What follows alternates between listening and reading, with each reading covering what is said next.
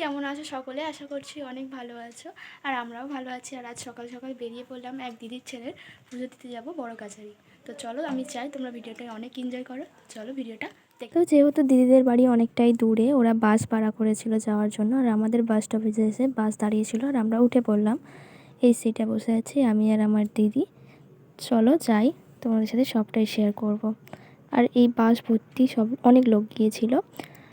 আর তারপর আমার যেহেতু একটু বাসে জার্নি করলেই আমার খুব শরীর খারাপ লাগে, সেই জন্য আমি লেবু পাতা, হজমোল্লা আরও ইত্যাদি জিনিস নিয়ে গিয়েছিলাম। চলো দেখতে থাকো। তো এই যে একটুকুনি যেতে না যেতেই আমার চোখ মুখের অবস্থা কীরকম হয়ে গেছে বুঝতেই পারছো তোমরা। আমি এটাই দেখাচ্ছিলাম, আমার হাতে লেবু পাতা তখনও আমি নিয়ে বসেছিলাম। আর এই যে রাস্তাটা কী সুন্দর, আর ওয়েদারটাও খুব ভালো ছিল, সেটাই উপভোগ করতে করতে যাচ্ছিলাম। আর আমি জানালার ধারে বসেছিলাম, সব দেখতে পাবো, হাওয়া লাগবে, একটু ভালো লাগবে বলে। আর এবার বাস থেকে নামবো, চলো আবার পরে দেখা হচ্ছে তোমাদের সাথে। তো দেখতেই পাচ্ছ এতক্ষণ এসে এই যে চোখ মুখের কী অবস্থা হয়ে গেছে। ঠিক আছে, লিপস্টিকটা ভালো করে দেখে।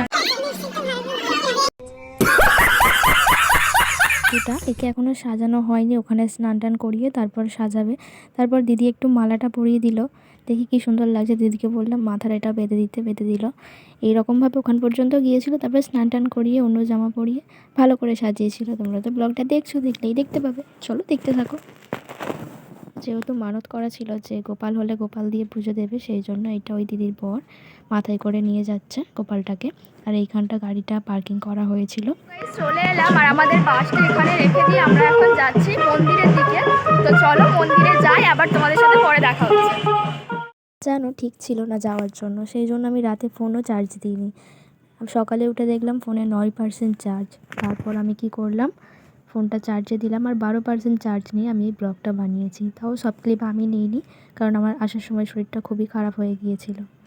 আর এই যে এখন আমরা এই যে রুমটা ভাড়া নিয়েছি, আর রুমে এখন সবাই বসে আছে, খাওয়া দাওয়া হচ্ছে, কারণ অনেকটাই বেলা হয়ে গেছে। আর ওই যে আমি দেখালাম ওই দিকটা আমরা পুরো বড় কাছারি ঠাকুরের সামনেই ভাড়া নিয়েছিলাম রুমটা।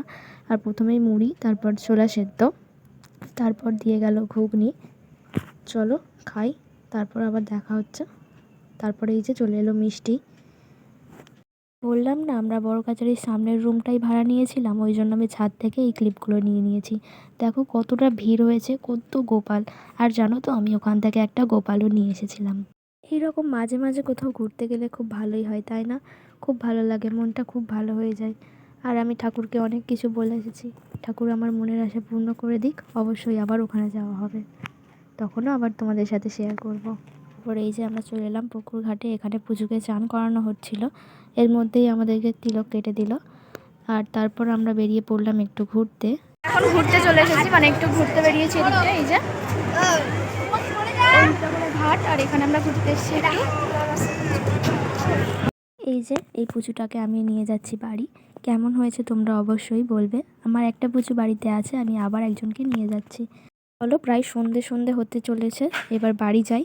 আবার রাস্তায় তোমাদের সাথে দেখা হচ্ছে, সবাই বেরিয়ে পড়েছে। চলো আমরাও বেরোই, পরে তোমাদের সাথে আবার দেখা হচ্ছে। তো বেরিয়ে পড়েছি, আর অনেকটাই চলে এসেছি বাড়ি আসার জন্য। আর অনেকটা রাতও হয়ে গেছে, আর আমার শরীরটা প্রচুর পরিমাণে খারাপ হয়ে গেছে, আমি প্রচুর টায়ার্ড হয়ে গেছি। আর বমি টমি করে একটু শরীর ক্লান্তই হয়ে গেছে। ঠিক আছে, চলো বাড়ি যাই, আবার পরে তোমাদের সাথে দেখা হচ্ছে।